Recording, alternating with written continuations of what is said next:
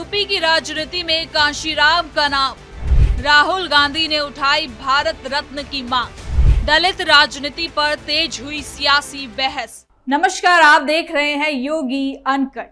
आज योगी अनकट के इस एपिसोड में मैं आपको बताऊंगी विपक्ष के बारे में जिन्हें इस चुनाव में कांशीराम की याद आ रही है। दरअसल उत्तर प्रदेश की राजनीति में एक बार फिर बड़ा सियासी हलचल देखने को मिल रहा है।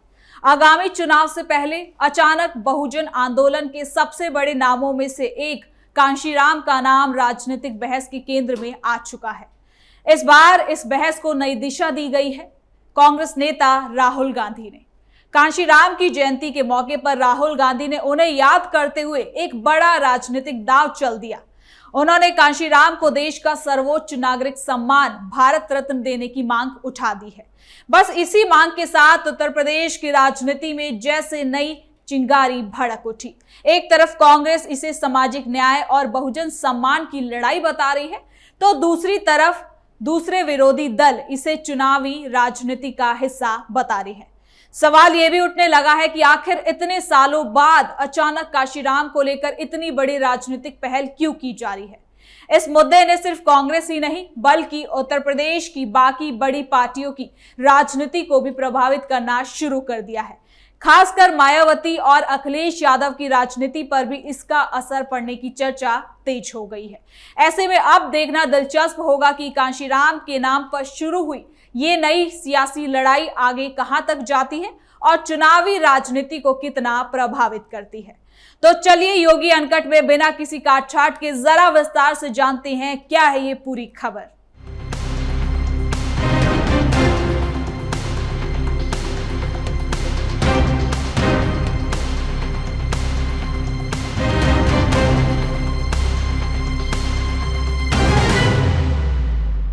उत्तर प्रदेश की राजनीति में एक बार फिर दलित राजनीति और सामाजिक न्याय का मुद्दा केंद्र में आ गया है। आगामी विधानसभा चुनाव से पहले राज्य की सियासत में नए समीकरण बनने लगे हैं और राजनीतिक दल अपने अपने तरीके से वोट बैंक को साधने की रणनीति पर काम कर रहे हैं। इसी बीच कांग्रेस नेता और लोकसभा में नेता प्रतिपक्ष राहुल गांधी ने बहुजन आंदोलन के जाने जाने वाले कांशीराम को याद किया है। उन्हें देश के सर्वोच्च नागरिक सम्मान भारत रत्न देने की मांग उठाई है।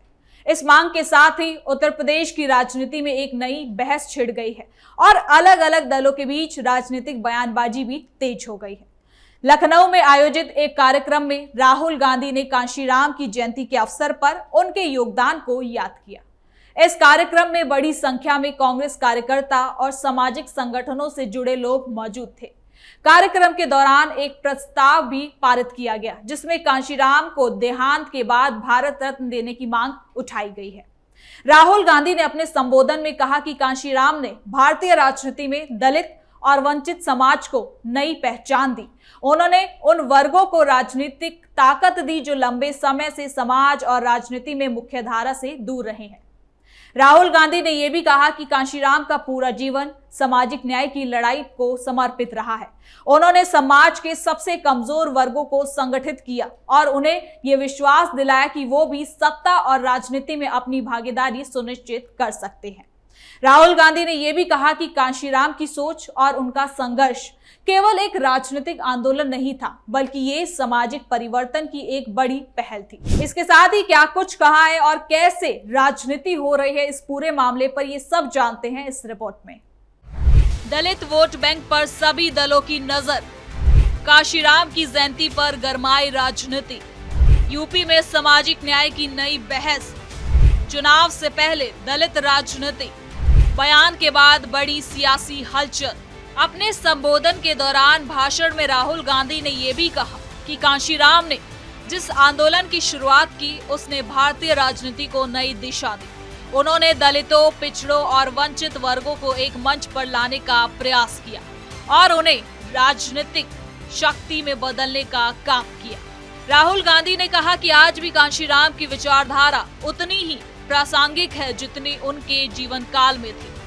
कार्यक्रम के दौरान राहुल गांधी ने एक और बड़ा बयान दिया जिसने राजनीतिक हलकों में हलचल मचा दी। उन्होंने कहा कि अगर भारत के पहले प्रधानमंत्री जवाहरलाल नेहरू आज जीवित होते तो वो निश्चित रूप से काशीराम को उत्तर प्रदेश का मुख्यमंत्री बनने का अवसर देते।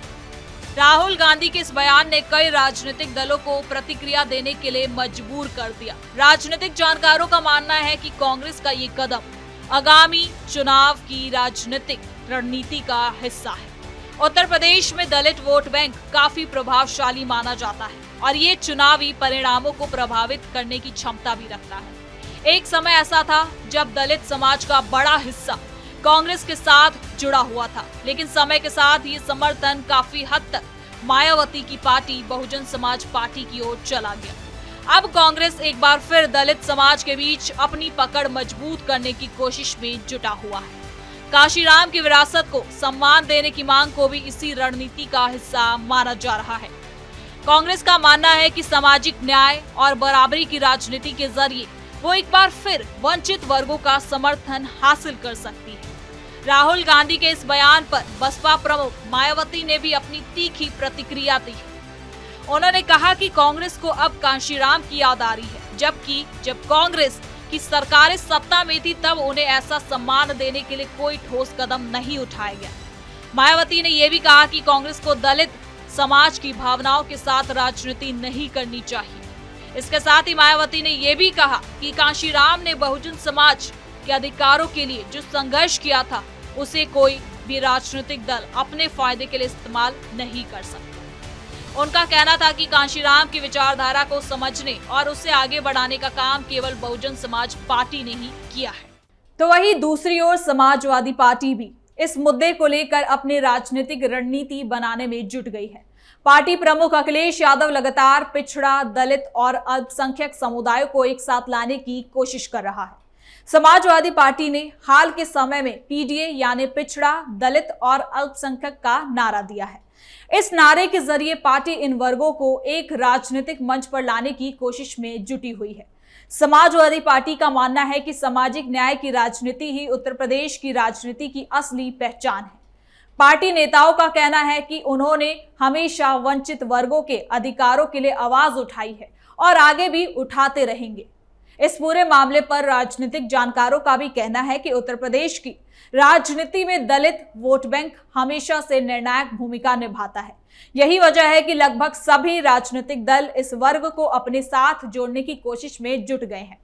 काशीराम की विरासत इसी राजनीति का हिस्सा मानी जा रही है और उनकी विचारधारा का प्रभाव आज भी प्रदेश की राजनीति में दिखाई भी देता है। आपको बता दें कि काशीराम ने अपने राजनीतिक जीवन में दलित और वंचित समाज को संगठित करने का बड़ा काम किया है।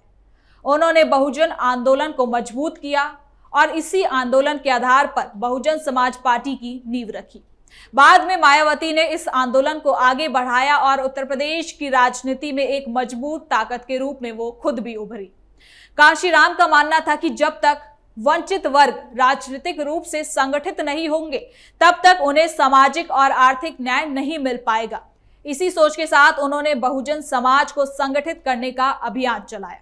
कांग्रेस अब काशीराम की विरासत के जरिए दलित समाज के साथ अपना जुड़ाव फिर से स्थापित करने की कोशिश में जुटी हुई है।